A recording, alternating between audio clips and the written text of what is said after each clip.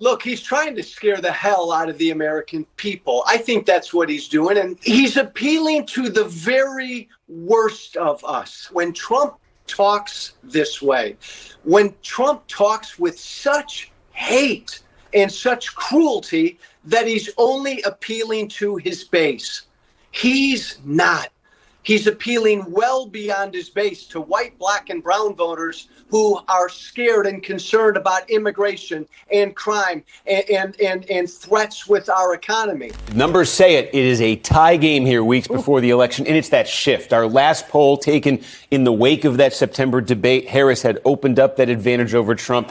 Gone in our new poll. These are advantages in red here that you see for Trump now versus September. On the immigration and the border, we ask voters who would be better on this. In September, Trump had a big advantage. It's gotten bigger. And now we have Donald Trump, who has decided to make fear-mongering about immigration the center of his entire campaign, with fascistic rhetoric like promising the largest mass deportation operation in history and promising it would be a bloody story, spreading racist lies about immigrants eating people's pets, and even talking about giving immigrants serial numbers, Nazi style. This is bad news. You should be scared of this update, and that's a legit fear-mongering as opposed to the entirely invented fear-mongering that Trump is unfortunately effectively leveraging with topics like immigration and crime to rally support for his campaign. By framing these issues in a way that invokes fear and urgency, he's trying to resonate with voters who feel threatened by these challenges, positioning himself, Donald Trump, as their protector, their savior, their solution. He has no solutions that a reasonable person would put in place, and he has no problem to even address because there is no migrant crime wave. Immigrants commit less crime than American citizens. That doesn't matter to Donald Trump. This strategy not only helps him maintain his visibility, keep himself in the news, get himself free publicity, free media, but also stirs emotions. And when people get emotions, they don't think rationally. They don't realize that their town is, say, not being overtaken by immigrants, by people who came here without documentation. Even if Donald Trump is saying it, they're coming here, they're committing a crime wave, they're committing the worst kinds of murders possible. These are things he actually has been saying, when in fact they're not doing that. And your neighbors aren't being attacked by undocumented immigrants. But it's effective, as it always is, very sadly, in nations that aren't satisfied with all the details of their daily lives. They don't realize what the real threat is, that the real threat comes from the moneyed elite that are keeping money from them, that are not paying them fair wages, living wages, that are not giving them opportunities to advance. And yes, in an economy that the costs are too high, groceries are too high, and that need to come down. But I assure you the answer is not mass deportation camps, as Donald Trump would like to think it is. Here's a newsflash. Mass deportation camps don't bring down the price of groceries. In fact, good luck trying to keep costs down for groceries when you deport half of the farm workers in the country. Do you think that's an effective way to do it? Does that make sense to you? Because then it would be harder to farm, and then the costs of food would go what's called up, which is the opposite of down if you're not familiar with directions. But that does not stop Donald Trump. Take a look at this. Trump's an utterly horrible human being, but he is the product of an utterly broken political system. He's appealing to the very worst of us. He's appealing to our fears, Brianna. I used to do some of that. Fear works. My fear is this appeal of his is going to work.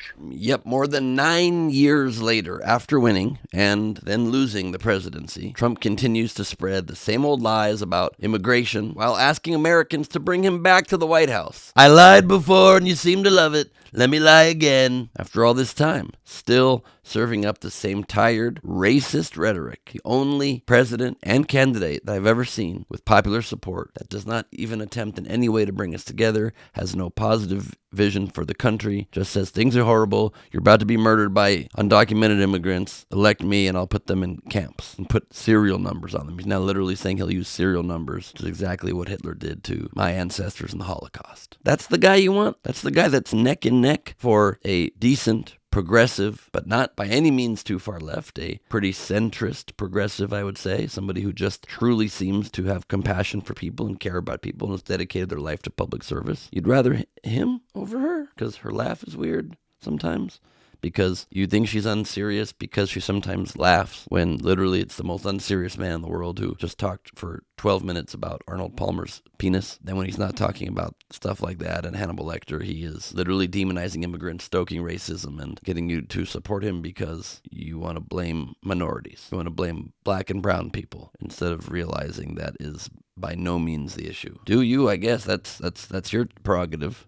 It's very wrong. I can't stop you from doing that. I can just present facts and let your own brain decide, which sometimes works well in this country and sometimes doesn't. But again, just to be clear, Trump is lying to you. He mixes disinformation, intentional misinformation, or disinformation about the country's crime rate with anecdotal stories about specific crimes committed by undocumented people to create a distorted narrative that suggests we're constantly under attack by invaders. But this is fabricated. Once again, it's not actually real. And then he says he's the only one that can save us from a problem that doesn't exist. And either he is going to not do that in office, and then he will do nothing except air his grievances forever and seek revenge on his enemies, or he will actually create detention camps and brutally and violently eject millions of people from our country who are just here for a better life, which is the whole purpose of the country.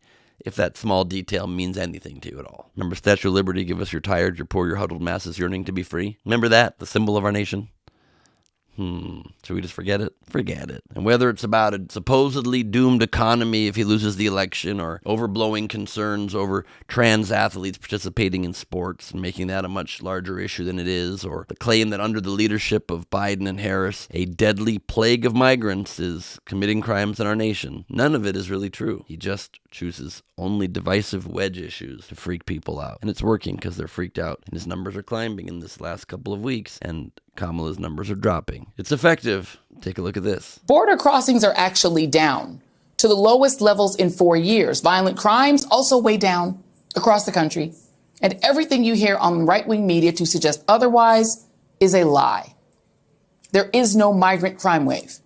Immigrants actually commit fewer crimes than people born in the U.S. They also don't eat pets. He's not a particularly cheery guy, Donald Trump. Good news doesn't align with his fear-based pursuit of power. Unfortunately, as Walsh pointed out earlier, his message is reaching a far wider audience than his base. He's linked crime and immigration together because, again, all he has to offer people is fear and lies. He's shown time and again that he views actual solutions as unimportant because solutions to problems don't provide him with immediate benefits for his own personal purposes. Just as a reminder, when people run for president or public office of any kind, it's not supposed to be for them personally at all. It's supposed to be to help the country. But he just wants to make sure he stays in the news and gets as much power as possible so he can sell you more gold sneakers and cryptocurrency and NFT cards and Bibles with his name on it. And apparently wants to shoot protesters if they rile up and want a president that actually fights for them. And imagine what an unhinged, unrestrained Donald Trump would do in his second term when all the people